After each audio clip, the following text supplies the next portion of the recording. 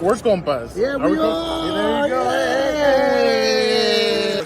There you go. Okay, all right. We got proof right there. Some guy that seems like he's asleep. Need you to wake up, Gilbert. There's a lot of energy. Come on, going Gilbert. here. Let's go. Come on. Dan and Daygo is at Moe's. I'll show you. I got it right. Okay, that's it. You guys, I am done with mine, but that's couldn't get better than a 2026 6th-round pick swap for a 7-rounder. So Freaking love you, Chad. Hey, dude. Cool, man. Compas on the beat, man. Derwin James signing off, man. Watch Compas on the beat, man. Welcome to What's Up, Bolts. I am Fernando Ramirez. Appreciate you guys for joining us. Crazy game. The Chargers beat the Broncos 23-20 to start the season 3-0, and they sit atop the AFC West. What a crazy game. What an atmosphere. There was just a lot of craziness. We'll get to all your comments right now. Please, whatever you guys got, please send it in the comment section. Just to let you guys know right off the bat, if Compas on the beat isn't working, it's because Gilbert and I are in a fight for our lives with YouTube. Yeah, we're going to get that figured out pretty soon. But if you guys have buddies and they're wondering where we are, it's on What's Up Bolt. So please let folks know.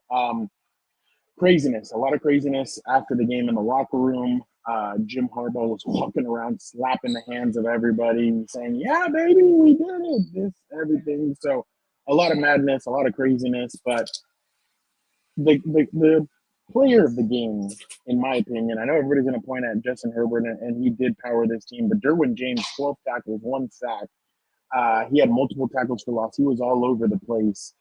And he told me after the game, he's like, I hope your brother was happy. He's like, tell your brother I say what's up.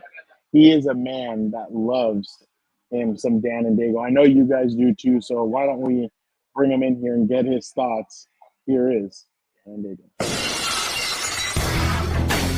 Here we go. My dog Derwin. Love that guy. Pretty wild roller coaster. You know what I'm saying? Like, I would have preferred, them kind of do what they did late in the game, just from the beginning. Like, there's no reason why we have to give everybody a heart attack who's watching this game or anything like that. It's okay. It's okay to, just dominate a game and 4 points from the beginning. Are you laughing at a comment that I can't see, or are you laughing at what I'm saying? I'm laughing at what you're saying. Like, it's okay to do this from the beginning. Like, I don't understand if, we switched out the paint that Greg Roman was huffing from the Justice for Men. Maybe we slipped him some booze up there, and he's kind of, drunk in the first half. Like, then he needs to sober up towards the end, and they get him some food. Like, I just don't understand what it is. And to be frank, it's driving me insane. Like, don't get me wrong. Before everybody starts shitting on me and saying a win's a win, like, sure, a win is a win. But, and I know I get it's still early in the season, but you want to build good habits moving forward. Like, you get like this against a team like the Eagles that they're going to play, or some of these better teams, and they're going to run away with it. They're not going to give you as many opportunities as the Broncos will. And on top of that, like, the goal should be higher for Charger fans. It's not just to get to a wild card weekend. It's to get further now.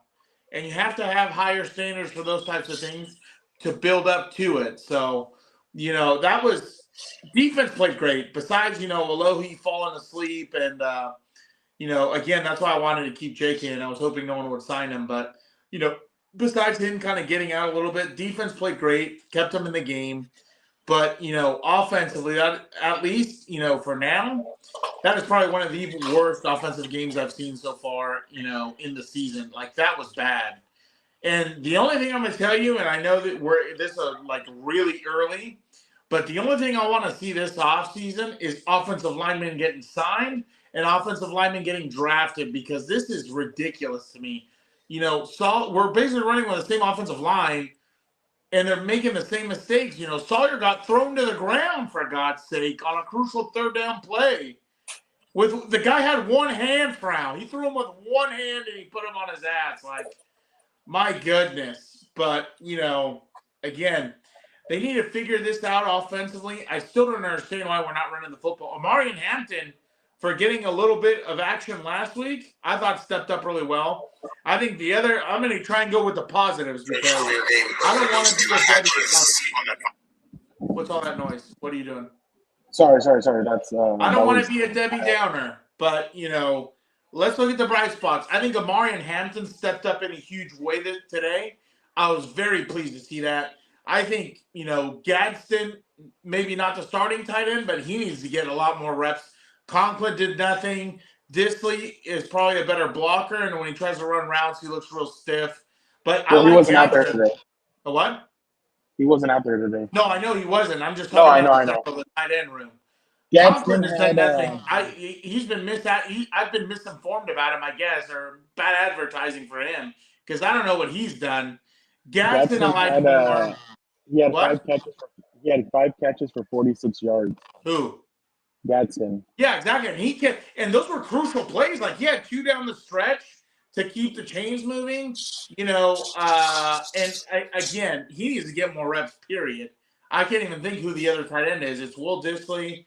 Conklin, is there Fisk, but is he more of a blocker? He's a blocker. Yeah. But again, like I'm just not understanding the mindset of, hey, we're on our second string inside guard, we're on our second string right tackle, we're on a center who was a starter last year that we couldn't replace for whatever reason, and a left guard also who couldn't be replaced for whatever reason. And we want to go heavy, load the box, and then run it inside. Like is Greg Roman a masochist round? Can you tell me that? Does he punish himself when he calls bad plays? He just wants to. He said, "Are you not entertained?" No, I'm not. No, I'm not. I'm furious half the time. Well, going back to what I was talking about, Aronde Gadsden had 2 very clutch 100%.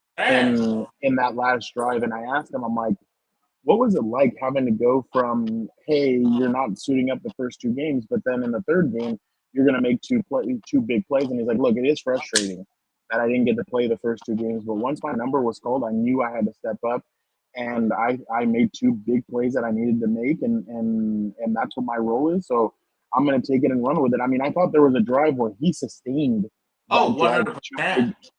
with 2 big catches, and I mean, if you can get 5 catches for 46 yards out of your tight end, that's huge. But again, I thought Quentin kept them afloat in the first half. 100%. Credit due. Yeah, he had multiple catches. Keenan, up until I think the third quarter, didn't have. Yeah, he was making any. Yeah, exactly. No, well, hold on. So that's what he told me in the locker room. He's like, yeah, in the first half, I was getting nervous. I'm like, yo, do I still got this? And obviously in a joking way, he's like, but as soon as 10 started throwing me that ball, I knew things were going to change. So it was funny because he goes, what did he say? He says, you know how I showed you that clip where he's like, whenever you're in need, throw me that mother effing ball. Yeah. He's like, that's exactly what we did. I told him at the end of the game, or for that touchdown, I'm like, just throw me the mother effing ball. Yeah. And they made that play, and it was huge. And the thing about them is that, and that's what I asked Keenan, do you feel like the connection's all the way back? He's like, no. He's like, we still have ways to go with the connection and everything, but it is rough, Dan, losing Mekhi Becton, losing Najee Harris, because Najee Harris is it did not look good. It did not look good for Najee. And he was looking good when they finally started giving him touches. Yeah. Like, I felt like our compa, Nick Moraldo, give the ball to Naj. Yeah, give exactly. the ball to Naj. Yeah, no, they were after, like, I started writing basically when Denver converted that 4th down early in the fourth quarter. No, in the middle of the fourth quarter, I started writing like, oh, Chargers squander a huge opportunity or whatever. And then I thought Tony Jefferson made the play. Him and Tarheeb still combined for the play of the game, where they're in the red zone. The Broncos are, and it was a pass interference on Troy Franklin. I think Bo Nix or J.K. Dobbins, they get a little bit closer. Then on 3rd down, he throws a pass to He throws a pass to Franklin, I think, or Cortland. I don't remember who it was, but Tony comes in, reads the play the whole way. Him and Tarheeb smack him, and they end up settling for a field goal. And it was funny because Tony said, if I would have read that play a little bit quicker, I probably have a pick six. So Oh, he's, yeah. but then the Chargers go down. They score that touchdown with Keenan Allen, and then on the next drive, J.K. Dobbins receives a screen pass, and it looks like he's all by himself. And Tony shoots in from out of nowhere, and he's able to tackle Thank God. J.K. And that was a huge tackle. And I asked him, "What'd you see?" He's like, "Bro, it's just about letting my instincts take over. That's what was huge for me. I let my instincts take over. I came up and I made the stop." So there was a lot. I mean, I'm telling you, when we walked in the locker room, we heard screaming, and we're like, "Who is that?" And it was Jim Harbaugh walking around high fiving every single one of those players, showing them love, and they feel like this is a big win. But Dan, I agree with you. Yes, it's a win, but there are some things that are a little that should leave fans a little bit uneasy, especially because I mean, and again, their offensive line or their defensive line is unique. You're not going to face a lot of defensive lines like Denver, but again, there's going to be moments where you're going to need your offensive line to step up, and at the end, they stepped up. And Trey Pipkins, I think, deserves a lot of credit. I know he struggled in the game, but he stayed in and he said, "I Yeah. can't get out of this game. I need to stay in for my guys." Joe Alt struggled. Everybody on the offensive line, I think, struggled in this game, but when they needed to, they tightened up and they were able to make stops. So, but again, I feel like now everybody's talking about the offense and nobody's talking about the defense. And the defense, I thought, played lights out. Oh, the Derwin, lights. Derwin was huge. I thought guys made play. Kyle Kennard had a big play on one of those that I was like, oh wow! Like I think Kyle Kennard had a tackle for loss late in the game that I was a little surprised at. But yeah, there's just multiple. Yeah, he had on a 1st and 10. J.K. was taking the ball. Oh no, that wasn't. But whatever. So Either there was way, multiple times that this Chargers defense really stepped up, and they were able to hold Denver at the end. And Dan, this is kind of deja vu if we remember last year for the Broncos, because the Broncos had a lead going yeah. into halftime, and the Chargers chipped away at it. And the Yeah. Chargers at the end of the game, they made two big plays with a rookie in Ladd McConkey. So I'm really impressed. They're 3-0, 3-0 in the division, but I think they're going to need to start fielding phone calls for another running back, edge rusher, and I think Yeah. offensive lineman. I think they need to. If Makai's going to be out for a while, they're going to need somebody because I thought Jamari Sawyer really struggled when he took his place. Especially again, no offense to him because I've seen him at tackle and I like him more at tackle.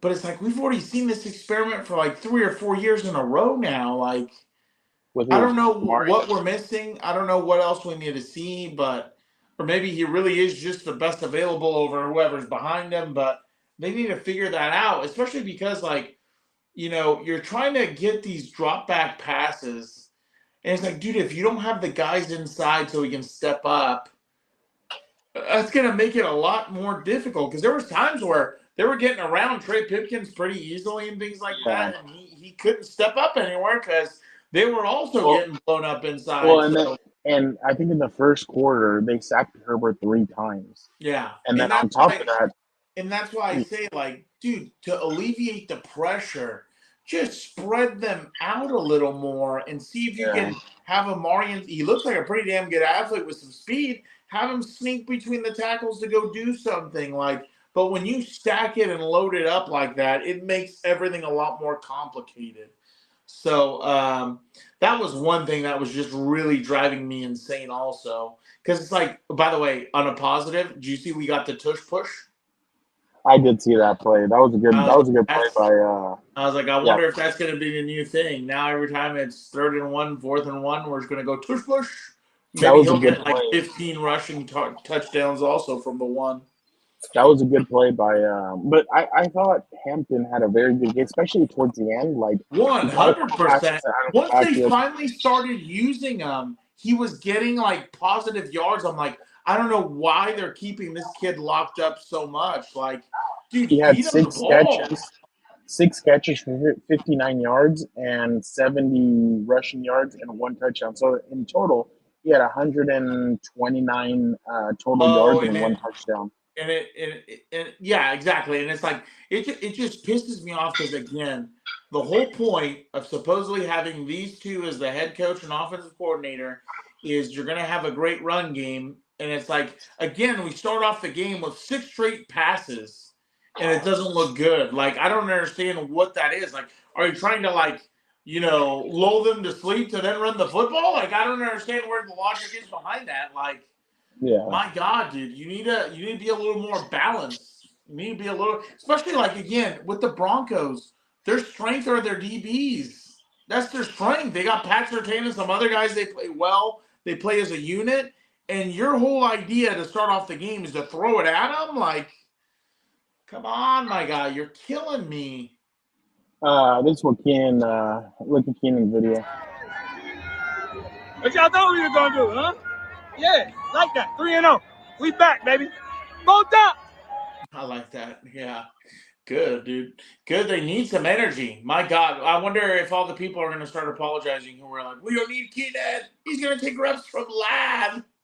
My God. You know somebody that said that? I do. Too many idiots. And I'm like, you can't, what's it called? Like, again, and this is where I get like pissed talking to Hilberto and some of these other people.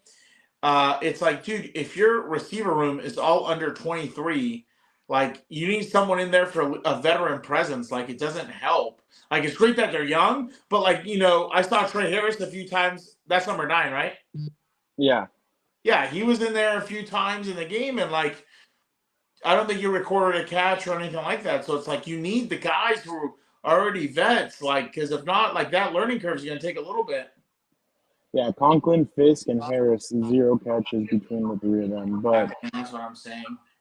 Ladd had some clutch catches on 3rd down. I was very impressed with them. So that was pretty good. Yeah, Herbert was pressured a lot. They're going to need to do something about that. I don't know.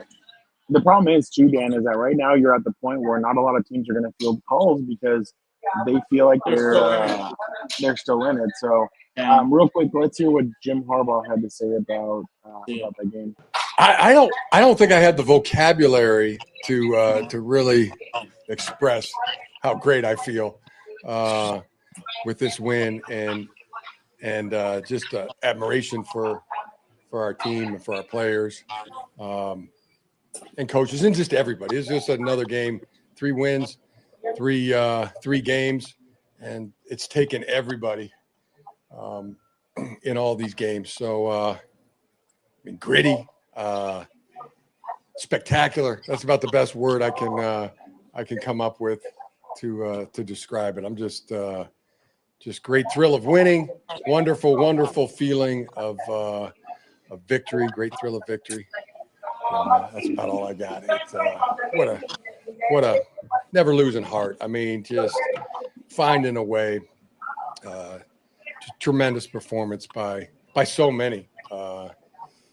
Justin rolling to his left, got a guy hanging on him, and then makes that throw to Keenan, which was a spectacular catch by Keenan, and everything that he did down the stretch for us. Defense, 3 and outs to start the game, and at our best when our best was needed most. Can say that for the offense. Can say that for the special teams too. I mean that kickoff coverage at the late in the game there in the 4th quarter, get him down inside the 25-yard line. That saved the first down. And 100%, and I think he's right in the sense of, the thrill of winning and all this other stuff. But it's like, also other teams under other coaches would have lost this game. So that, I think, is the biggest positive takeaway, that they were never out of it. They were always in it, and they stayed together and fought through. So that's what Keenan said. Keenan said in years past where we lose it, like I scored a touchdown, we would have lost that game. Yeah. So they feel the exact same way. I mean, Derwin said the same thing. They all feel like in years past they would have lost that game, but today they played hard-nosed football and they were there. Now the thing is, they have a lot of things they need to make up for because Exactly. it doesn't get any easier. I know the Chiefs are playing right now against the Giants, but the Giants' front four is no picnic. Like they're Yeah. going to be a really tough game next week in New York, and it doesn't get any easier here. I mean, then you have the Commanders who really put it on the Raiders. My God, I couldn't Yeah. believe that they It did was a that. rough day for Eric. Yeah, Joe Morley. I texted him. I'm like, "You okay?" He's like, "F no." So Yeah. yeah, And that's the other thing too, right? You have some young guns who are good pass rushers. You're on your second string right guard, right tackle. So you're going to have to really have some answers for that. That way you either get the ball out quick or you try and, pick at them where they're at their weakest. But, that's the biggest thing you have to know. What the skills of your personnel are, and you got to move forward with it. We got to run the football, period. yeah. No, I agree.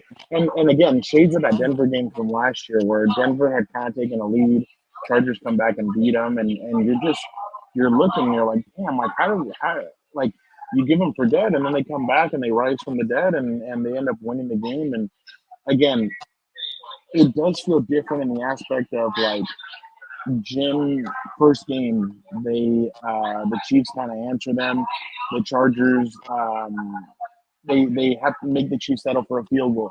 Justin runs out the time against the Raiders. Big game, Monday Night Football. They could have not.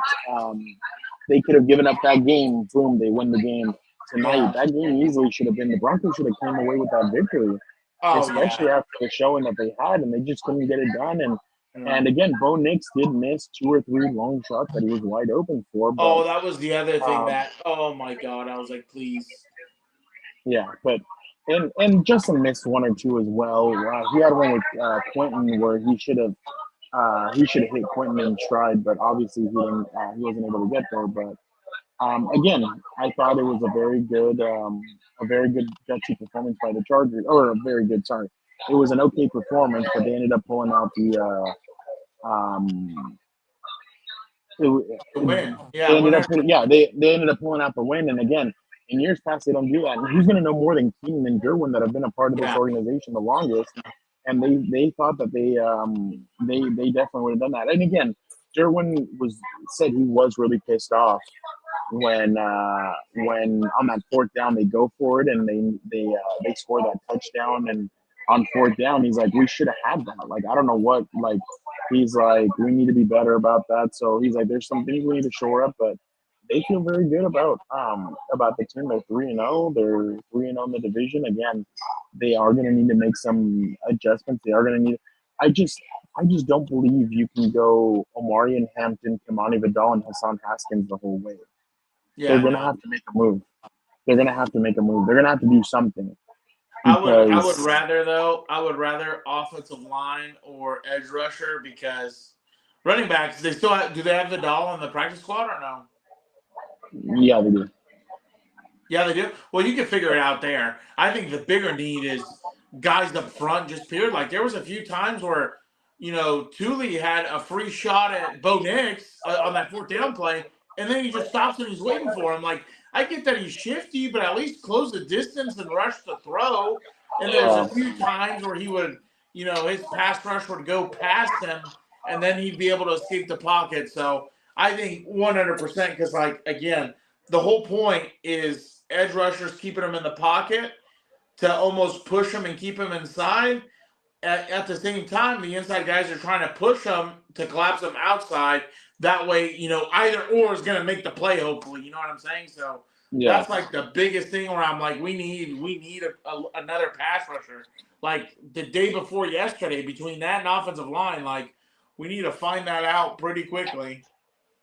No, I completely agree. And I mean, again, it'll be interesting to see what these guys do moving forward, but they definitely need to.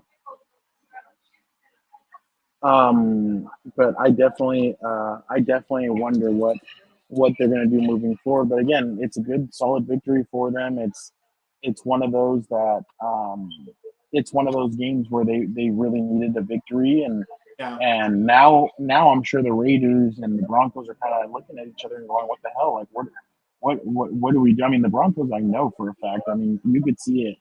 They Oh, like yeah. a lot of heads were down. A lot of people were Well, just they not pissed it happy away with. the week before. They pissed it away this week. Like, Yeah, yeah. it'll catch up to you pretty quick.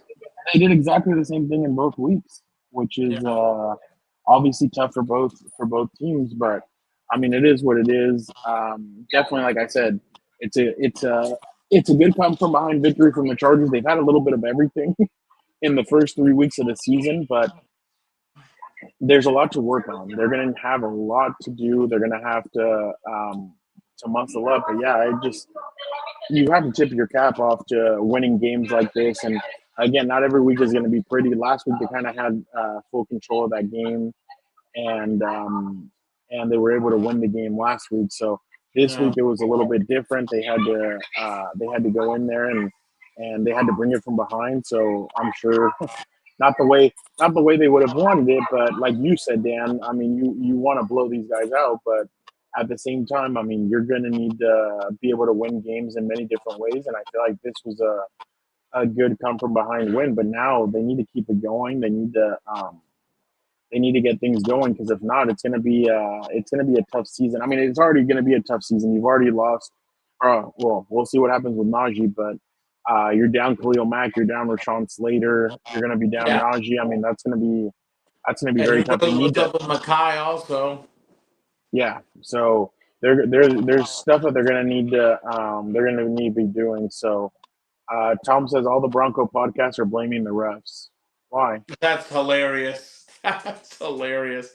Yeah, we're the new Kansas City Chiefs, dude. Welcome. Madison Beer is going to take over the NFL.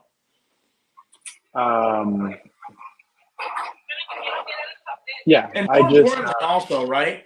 We need. I really wish when in their offensive meetings they would understand we need plays that sustain drives. We don't need to throw bombs to hopefully make it on highlights on ESPN or whatever. We need to sustain drives. There was a couple times where the Chargers went 3 and out, and those are killers, dude. You can't have that. And then the last thing, can for God's sake, at least they did it later with him. I assume it's because Darius got hurt. But can we stop putting him in there just for fly sweep action? Like, I don't understand what's this guy's fascination with it. You don't use him at receiver. He comes into the game and we see fly sweep. That's going to be a little tell there, even if you play action the damn thing. Jesus, Robert D, my God. Oh, my boy's probably going off. Oh, yeah, he just had an interest. I can't put the comment up here, but you can only imagine what he said. Again, yeah, interesting game to say the least. I'm gonna have to get back to. Yes. I am gonna have to jump out of here and get back to writing, but again, the biggest plays to me were made by Omarion Hampton, Gadsden, Tony Jefferson. Those three guys. I mean, what a way to put a stamp in this, because it's going to be interesting to see how they handle Omarion in the run game moving forward. I know some people have already started asking, "Oh, what would the Saints trade Alvin Kamara for?" But yeah, I'm. This is going to be an interesting week, especially because they travel all the way to the West Coast or the East Coast, and they face off against the Giants that they're gonna be angry. They're gonna be a tough team. They're gonna be a tough out. They're gonna try and mount the pressure. I mean, Denver's pressure was crazy tonight. I mean, there was times where Herbert was barely dropping back. Dan, let me tell you how many times he was sacked. 5 times. He was hit. Benito hit him 5 times. 1, 6, 7, 8, 9, 10, 11, 12, 13, 14 times he was hit. That's too much, dude. Like, and the part that's really frustrating to me also is like they only hit Bo Nix 4 times. What? They only hit Bo Nix 4 times and they sacked him twice. Yeah, like that. And the frustrating part to me is some of those hits were so late that you're just like, what does my guy need to do to get a call? Like, my goodness, man, what are we doing? Yeah. No, and this is true, Senor Vivmont. Derwin is he's playing very well. You could tell he's the leader of this team and of this defense, and he's playing really well. But Khalil, Derwin, everybody was yelling, 10's our guy. We love 10. We love 10. So these guys were really all about it. But again, thank you guys so much for checking out another episode of What's Up Bulls. Like button. We'll be back Wednesday, so make sure you guys tune in Wednesday night. We will be back. We'll break down the game, and then Dan and I will be jumping on a flight after that because we will be at the game. So I know Dan's excited to be out there and he gets to go see the team. It'll be his first game of the season, so he's excited to go see that. But yeah, I appreciate everybody who jumped in here. You guys are the best. Make sure you guys hit the notification button if you guys are on What's Up Bolts, because Gilbert and I right now are kind of feuding with YouTube a little bit. We're trying to get this all fixed for our regular Compas on the Beat page. But yeah, make sure you guys tune in. Again, appreciate you guys. Dan, why don't you get us out of here? Be a Compa, tell a Compa, smash the like button, and remember, we'll never find out why John Cena became The Rock's bitch.